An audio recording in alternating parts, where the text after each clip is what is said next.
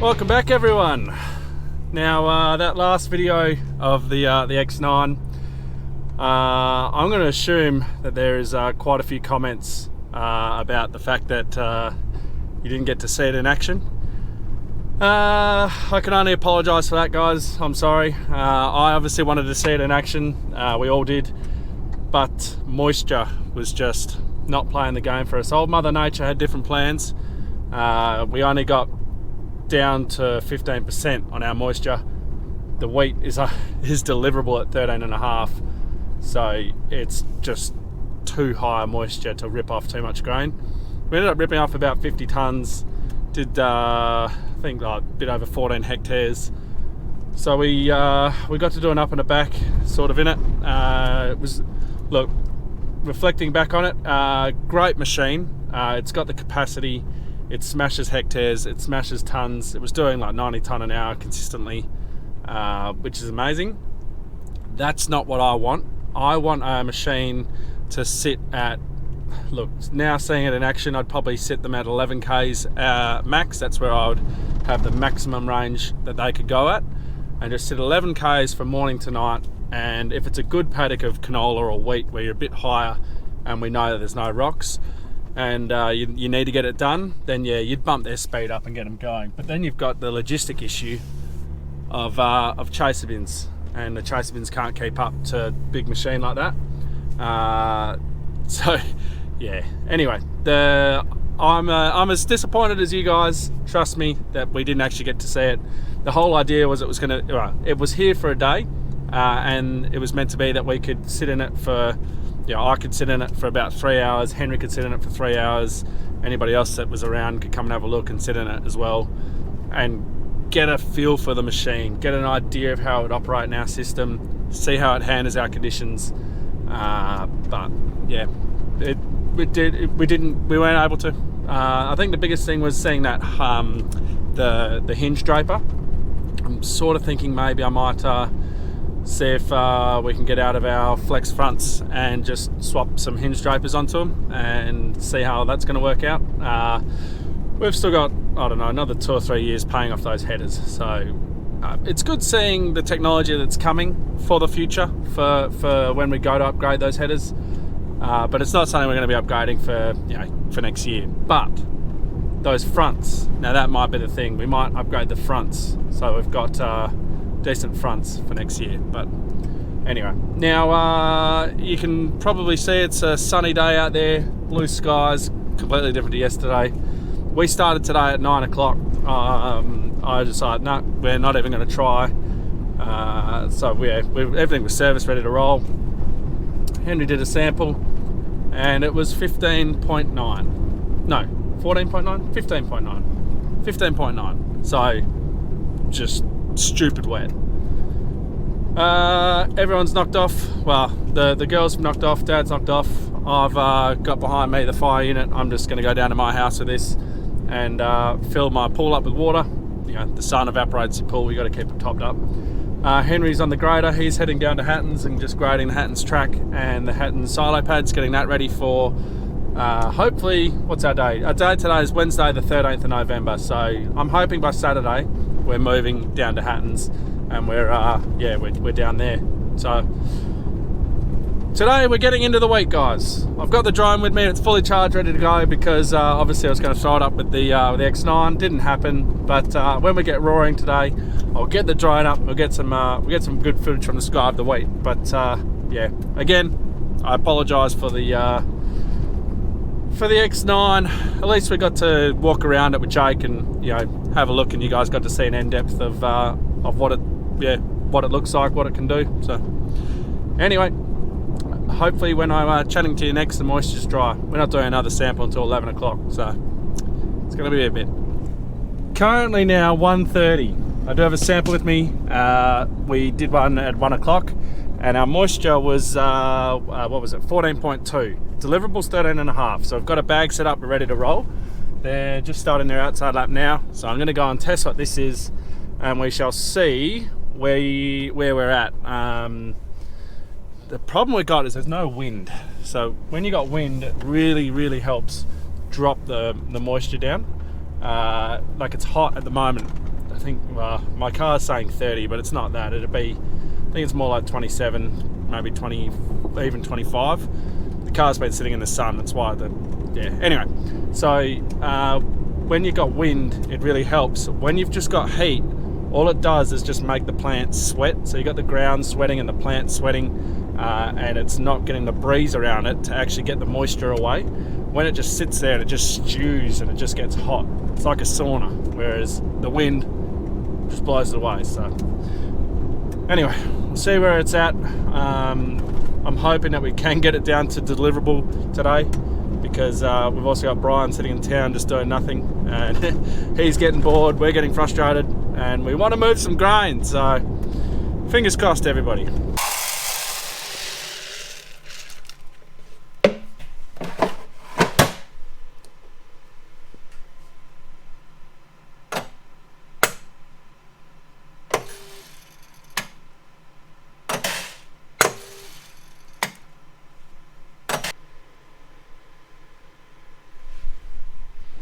$13.9. I think we could nearly get Brian rolling at that. We'll still go into the bag because I've already got all that wet grain from yesterday's X9. But yeah, 13 point. I reckon I'll get Brian on his way out. I think that's going to get to deliverable. At least I hope it does. We got wind now, as you guys can probably hear.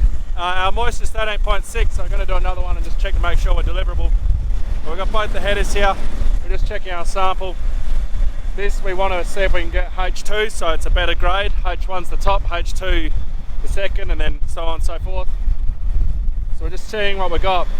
The things you want to try and avoid are like that. So it's unthreshed grains. There's grains in there, so you sort of want to get your concave tighter, but at the same time you don't want to crack your grain.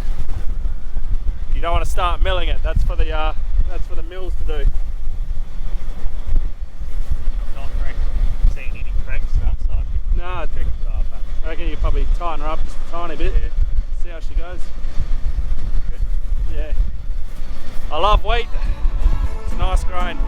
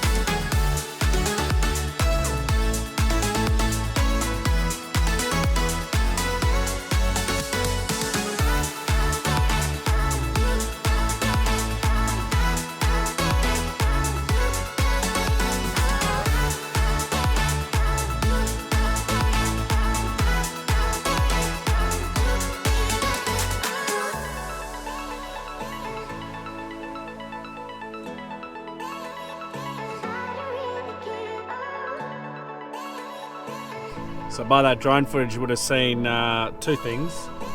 How windy it is. I think that drone footage might be a bit shaky. That tiny little drone. That's what I use as a DJI Mavic 2 zoom. And she doesn't like the wind all that much. Does fairly well, but yeah, anyway. And how dusty it is. The wheat is typically just very dusty. And yeah, you can see how dusty it is out there for the guys just there. Interesting to note, so comparing the X9 to them, the X9 had a 50-foot front, and on average, let's just say it was doing 13 to 14 Ks, let's say 14 Ks, and it was doing about that 88 to 90 tonne an hour. You want to grab a sample from this chaser, George? Yeah, I will. I'll grab one when you go past, please. And these headers, single-handedly, now 40-foot front, and we're punching 10 Ks, and it's doing, I think Henry just said, about 3.4 tonne to the hectare, so amazing result. And that is doing 42 tonne an hour. So those two basically pushed to their limit, combined, are doing 40, what did I say? 42, so 84 tonne an hour. One X9 with a 50-foot front's doing more than what two of those do. Which puts things into perspective, but then you've also got to think, if we were to have that X9 as our machine, it'd have a 40-foot front, so it's smaller, and we would only be doing 11 Ks would be max. Unless we had a lot of rain coming and we knew the paddock, then we'd push it, but 11 Ks max. So that'd bring that 90 tonne an hour. At a guess, I'm going to say it's going to come down to about that 70 tonne an hour, something like that. Which, still amazing. That one machine will be, is definitely outdoing two of these. So it just puts in perspective how much bigger that machine is. When you saw the inside of that cleaning area, that sieve, it's just massive. The twin rotors, so any twin rotor, New Holland, I guess the new case, Class, the Ideal, the John Deere, two rotors, it makes it physically wider, physically longer. You can have that big cleaning area, which is amazing, and that's why people go for those twin rotors. It just, your productivity is amazing. So yeah, anyway, I'm going to get a sample from Dad, who's about to come past, and just make sure we are still going dry. With this wind, it will be. We've got Brian on his way out. We're going to do a split load of canola and wheat. He'll take that to Cascade, and then he'll do a load of just wheat to town.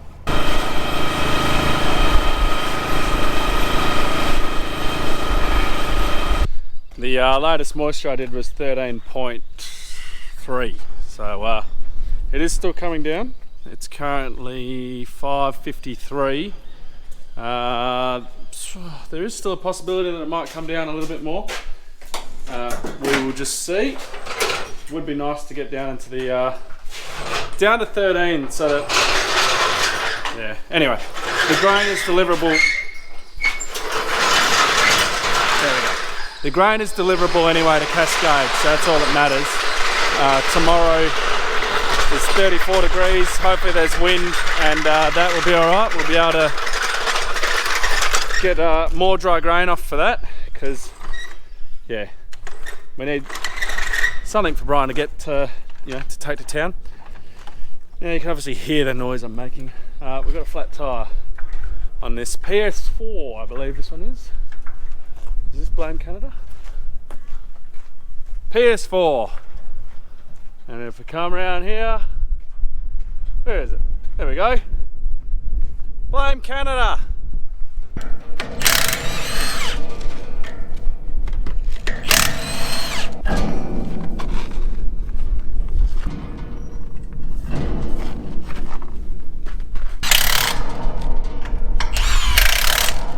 It's good we got that fixed, because hopefully tomorrow we'll finish down at Esperance, and then the next day we'll be shifting, so we're going down to Hattons, so that's going to be like a 20k trip from there.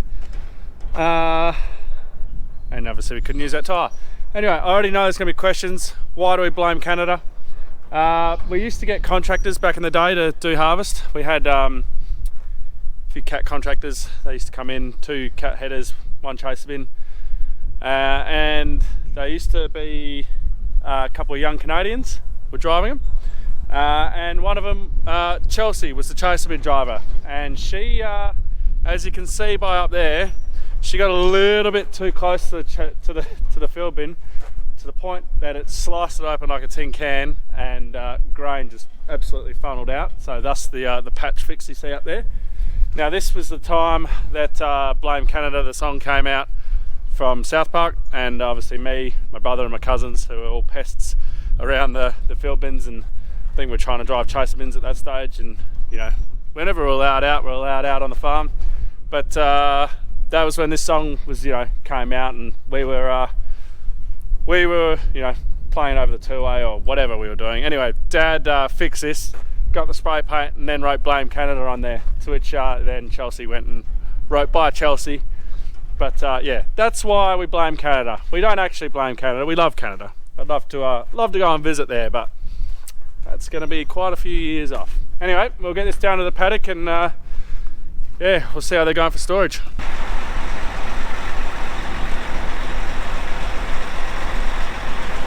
For dry storage, we've only got the 860 and PS4, which is what Paige was just driving forward to then. So that's 120 tonne storage we got left.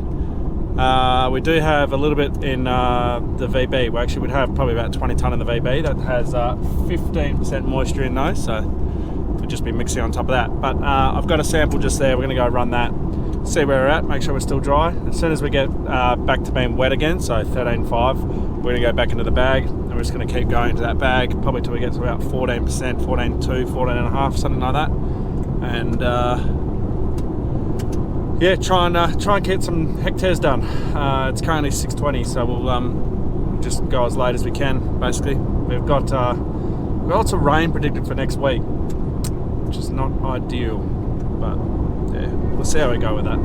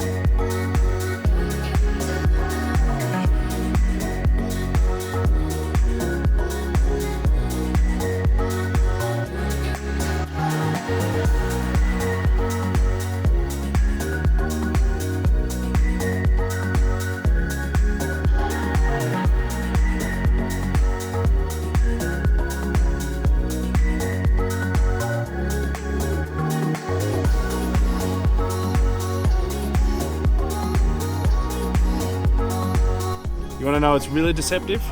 Flying a drone at night time, that is confusing as all hell. There's no reference when you're coming up to the headers or anything like that. You normally go off the crop or the ground or anything like that, and it's like, yeah, I know where I am, I'm going this speed. And then, very confusing. Anyway, the last moisture I did was 13.3, so it's been holding 13.3 for quite a while. We're 7:30 now. It's actually quite cold outside. I can tell you because I have Starlink and my internet is instant.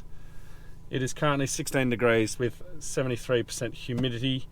So yeah, it's coming up, it's getting colder. Obviously the headers are probably going to start dropping a K or two because it's getting cold, but I want to keep on going until we are forced to stop. We're nearly full of storage, so we'll see how we go there. I'm going to end up keep running moistures. I'm going to do another one now when Paige comes in, because there will be one more chase after that, I reckon, and the 860's full, and we're full of storage, and we're going into that bag. So then we'll have a bit of an idea if it's coming up or if it's still staying the same. I'm going to say it's going to start coming up soon. Has to. Anyway, we'll leave the video there. Yeah, nothing more exciting is going to happen. So we'll leave it there. So thank you very much for watching, everyone. Don't forget to like, subscribe and share. I honestly don't know if this is coming out during November or not, but if it is, the Movember links are down below. And yeah, we obviously smashed our target of 20,000, so if you guys would like to just keep on contributing to that, that'd be amazing. So thank you again to everyone who donated. It's going to a very worthy cause, and yeah, it's very much appreciated. So cheers, and we'll see you in the next one.